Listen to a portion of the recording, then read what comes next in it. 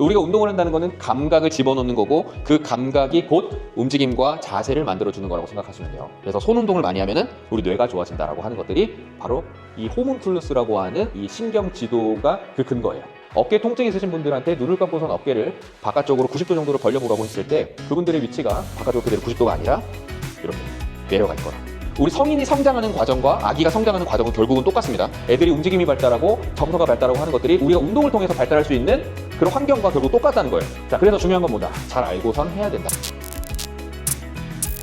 우리가 운동을 하는 모든 본질적인 이유가 이 감각을 좋아지게 만드는 거거든요. 왜냐하면 감각은 곧 자세와 움직임을 좋아지게 만드니까. 자세와 움직임은 아웃풋이고 결과물이고 출력된 상태예요. 그러면 예를 들어서 프린트물에서 출력된 용지가 나오려면 텍스트를 집어넣거나 뭔가 거기에 인풋이 들어가야겠죠. 그 인풋이 바로 감각이라고 하는 겁니다. 그러면 그것들을 뇌에서 처리해서 움직임과 자세를 만드는데, 그러면 좋은 인풋을 넣으면 뭔가 선명한 인쇄물이 나올 거 아니에요? 그렇죠. 그런 것들이 좋은 인풋의 중요성이에요. 내가 좋은 정보를 받아들여야지만 좋은 아웃풋이 나와요. 그리고 이 처리하는 프로세싱 능력도 굉장히 중요해요. 우리가 운동을 한다는 것은 감각을 집어넣는 거고 그 감각이 곧 움직임과 자세를 만들어주는 거라고 생각하시면 돼요. 자, 우리 뇌에는 감각의 지도가 있습니다. 그래서 각 영역에 따라서 내 신체를 느낄 수 있는 그 영역들이 다 다르게 존재했어요. 대뇌 피질이에요. 그럼 여기에서 내가 만약에 여기 다리가 있잖아요. 요 영역이 다쳤어요. 그렇죠? 그러면 다리를 못 느끼는 거예요. 다리 움직임을 만들 수가 없어요. 느끼지 못하니까 아웃풋이 안 나오겠죠. 그렇죠? 이것들을 이 크기와 이 영역에 따라서 요렇게 만들어 놓은 거예요. 여기서 뭐가 제일 크죠? 손이 감각에 있어서 가장 중요한 부위라. 그래서 손 운동을 많이 하면은 우리 뇌가 좋아진다라고 하는 것들이 바로 이 호문클루스라고 하는 이 신경 지도가 그 근거예요. 그래서 손 운동을 많이 해야 되는 점. 그러면 우리가 감각이라고 하는 거는 내가 머리로 생각하고 이러는 거랑은 조금 다르게 몸이 실시간으로 받아들이는 정보예요. 내 몸에 굉장히 많은 안테나들이 있어요. 뭐 예를 들어 근육에도 있고 인대에도 있고 그리고 관절에도 있고 여러 곳에 다 그 안테나가 있습니다. 그래서 관절의 위치를 받아들이는 것도 하나의 그 안테나가 하는 감각의 입력이에요. 그러면 지금 한번 눈을 감아 보세요. 팔꿈치를 천천히 굽혀서 한 90도 정도까지만 팔꿈치를 굽혀볼까요? 90도 팔꿈치 굽혀보세요. 눈 감아서 팔꿈치 한번 말아보세요. 90도 굽혀져 있나요? 그러면 90도를 굽힐 수 있다는 것은 내가 그 감각을 활용해서 내 몸에 감각이 있기 때문에 가능한 거예요.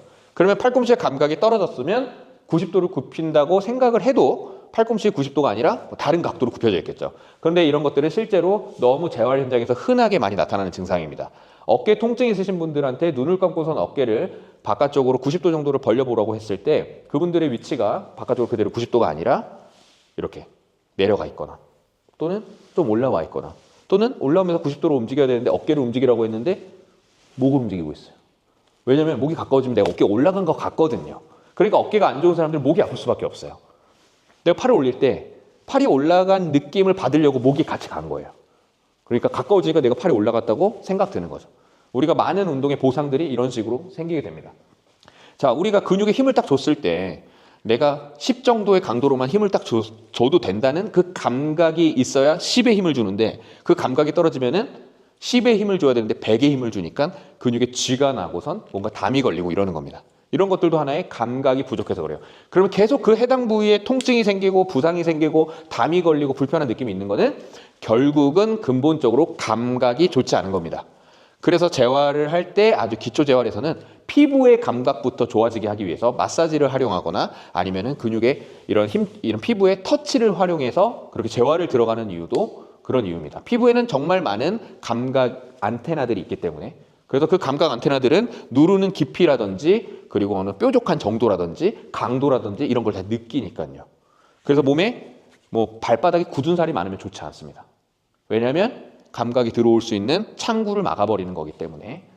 자, 그런 것들을 해석하고 통합해가지고선 이 상황에 맞는 적절한 자세와 움직임을 만들어주는 게 결국은 아웃풋이라고 생각하시면 돼요.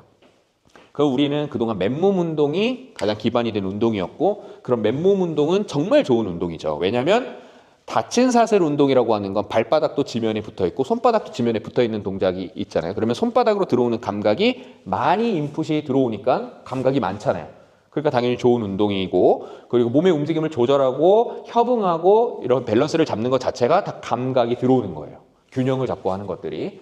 그렇지만 오늘은 소도구를 조금 많이 활용을 할 거거든요. 이 소도구를 그러면은 왜 굳이 도구를 활용해서 그런 운동을 해야 되냐. 맨몸 운동도 충분히 좋은데, 맨몸 운동은 말씀드렸던 것처럼 이런 피부의 촉각적인 부분에 있어서 감각이 굉장히 많이 들어오고요. 그리고 몸의 움직임을 조절하고 협응하면서도 좋은 운동이에요. 요가, 필라테스, 댄스 이런 것들이 다 감각이 좋은 거고, 실제로 춤 잘 추시는 분들은 몸에 대한 움직임에 대한 인지나 감각들이 되게 좋기 때문에 다른 운동들을 해도 잘할 확률이 되게 높아요. 자, 우리가 도구를 사용하는 거는요, 무게 저항을 활용할 수 있는 장점이 있지만 그 이상 넘어서 그 도구가 가지고 있는 특징들에 따라서 우리가 그 환경을 제공받을 수 있어요. 예를 들어서 밴드 같은 경우에는 어때요? 탄성이 있잖아요. 그렇죠? 캐틀벨은 무게 저항이 있지만 캐틀벨의 잡는 위치에 따라서도 다를 거고, 무게 저항이 이런 외력들이 다 다르게 들어오기 때문에, 그래서 중요한 건 뭐냐면 감각들이 굉장히 풍부하게 들어온다. 감각이 풍부하게 들어온다.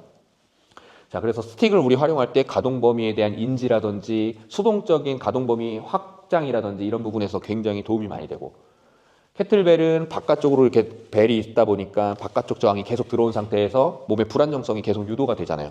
그러니까 지속적으로 내가 계속 몸을 조절해야 된다는 점. 밴드 같은 경우에는 저항이 계속 들어오니까 지속적인 자극을 통해서 근육의 이 긴장이나 이런 것들을 계속 오래 유지할 수 있는, 그만큼 내 관절에 피드백이 굉장히 많다는 거예요. 결국은 공통점은요, 감각을, 입력을 좋아지게 만드는. 그러면 이런 생각을 할 수 있겠죠. 감각이 많아지면은 움직임이 좋아진다고 말씀드렸잖아요. 그런데 그러면 감각을 많이 주는 것 자체가 그냥 좋을까요? 이런 생각을 또 해볼 수 있잖아요. 비판적으로. 제가 이런 이야기를 한 거는, 이런 질문을 드린 이유는 꼭 그렇지만은 않다는 거죠. 그렇죠? 그러면 시사님, 왜 감각이 많이 들어오면 그냥 제가 좋다고 말씀드렸는데 무조건적으로 많이 들어오면 안 좋을까요? 그렇죠. 적응을 못한다는 건 뭐예요? 그 감각이 나한테는 너무 어렵거나 그 적응하기 힘들 만큼 너무 과부하라는 거예요. 그래서 감각이 너무 많이 들어오면 좋지 않다는 거예요. 예를 들어서, 자, 감각의 입력값이 적절할 때 최상의 움직임의 질을 만들어준단 말이에요. 감각이 너무 없어도 그걸 못 만드는데 감각이 너무 많으면 과부하 걸리니까 움직임 질이 떨어져요. 그렇죠? 그래서 우리가 중요한 건 적절한 강도로, 내가 적응할 수 있는 강도로 설정해 주는 게 중요해요. 예를 들어서 우리가 밸런스 트레이닝을 한다고 보수 위에 올라가 가지고서 막 균형을 깨트렸어요. 엄청 좋은 감각이죠, 그것만 봤을 때. 근데 그건 개인에 따라서 효과가 너무 달라지겠죠. 왜냐하면 보수 위에서 균형을 잘 잡을 수 있는 사람들은 적당한 강도이겠지만, 만약에 바닥에서조차도 한 다리 서기가 힘든 사람한테 보수 위에서 한 다리 서기 운동을 했을 땐 그 사람들한테는 너무 과한 정보 과부하가 들어가는 거예요. 그러니까 발목이 오히려 더 뻣뻣해질 수 있다는 거죠. 그래서 우리의 운동 강도가 정말 중요해요. 어떤 운동을 하느냐보다는, 예를 들어서 저희 애기 얘기를 참 많이 하잖아요. 애기가 태어나서부터 너무 신나는 게 제가 배웠던 이론들을 직접적으로 볼 수 있다는 거. 우리 성인이 성장하는 과정과 아기가 성장하는 과정은 결국은 똑같습니다. 애들이 움직임이 발달하고 정서가 발달하고 하는 것들이 우리가 운동을 통해서 발달할 수 있는 그런 환경과 결국 똑같다는 거예요. 아기한테 주어지는 성장의 발달의 환경을 제공해 주는 것과 성인의 운동 발달에 있어서 환경을 제공해 주는 것은 결국 똑같다는 겁니다. 근데 제가 좀 약간 요즘 살 빠졌잖아요. 육아가 너무 힘들어요. 아기가 18개월 좀 지나고 이제 19개월이 다 돼갑니다. 우리 시차님 아실 거예요. 아기 몇 개월이죠? 9개월이요? 이건 몰라요. 아직 몰라요. 시차님 아직 몰라요. 지금 시차님 곧 살이 빠지기 시작할 겁니다. 아직 모릅니다. 자, 애가 이제 18개월이 되고 나서부터 받아들일 수 있는 인풋 자체가 애한테 많아요. 이제 시각도 이제 뭔가 거리감도 좀 생기기도 했고, 애들은 이제 처음에 태어났을 때는 이 거리감이 없다 보니까 애들이 이제 부모가 좀 사라졌을 때 부모가 그냥 없어졌다고 생각해버리는. 그래서 지금은 그런 부분은 조금 안정이 됐어요. 애가 혼자 잠도 자고 잠깐 나갔다 와도 엄마는 아빠는 어디에 있다는 거를 지 스스로 알기 때문에. 그런데 그만큼 그 감각이 많아진 만큼 애가 그걸 정보를 처리하는 능력 자체가 떨어진단 말이에요. 그래서 그 시기에 짜증과 보챔과 울음이 엄청 많아요. 사춘기 아이처럼. 근데 사춘기가 결국은 우리가 그 성장하는 과정에서 그런 것들이거든요. 뇌가 아직 전두엽이 발달하려면 20살이 돼야, 20살 정도가 돼야 전두엽이 발달이 돼요. 아기가 사춘기가 오는 거는 그냥 뇌과학적으로 보면 전두엽 발달이 안 돼서 그래요. 그래서 충동적인 거거든요. 근데 성인들도 마찬가지예요. 전두엽 기능이 계속 떨어지죠. 그러니까 움직임에 대한 문제도 있지만 정서적으로 그렇게 사춘기 아이처럼 그렇게 될 수 있다는 거예요. 이런 충동적인 범죄들이 많이 늘어날 수밖에 없는 이유가 그런 것 때문이에요. 그래서 우리는 범죄자가 되지 않기 위해서 기능성 운동을 해줘야 됩니다. 네. 어쨌든 저희 아기가 그런 짜증이 엄청 많아졌단 말이에요. 그런 자극이 너무 많이 들어와서. 그래서 아기를 데리고서 놀러 갔다 오면 약간 조금 죄책감이 들어요. 애가 짜증이 나면은 저는 그 이유를 아니까. 그래서 육아 쓸 때도 내가 왜 아기가 그런지 알고선 육아를 하면 좀 부모로서 조금 덜 정서적으로, 좀 심리적으로 좀 불안함이 좀 없어요. 그 이유가 아기한테 있는 게 아니라 사실 그 환경을 제공해주는 부모에게 있기 때문에. 애들 쇼핑몰에 막 데려갔어요. 애들이 그날따라서 엄청 짜증을 내. 그건 부모 잘못이죠. 자극을 너무 많이 준 거예요, 애한테.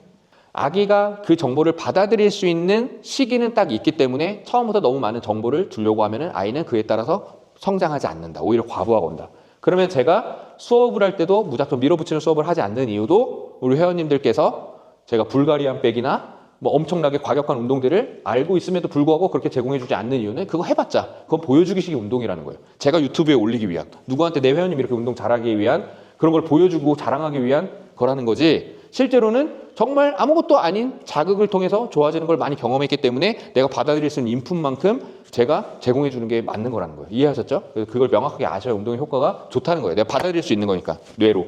근데 그러지 않으면 아, 우리 선생님 왜 이렇게 맨날 쉬운 것만 시켜? 이럴 수 있다는 거죠. 자, 그래서 중요한 건 뭐다? 잘 알고선 해야 된다. 왜 하는지 알아야 되고, 또 핵심은 적절한 자극을 우리가 받아야 된다.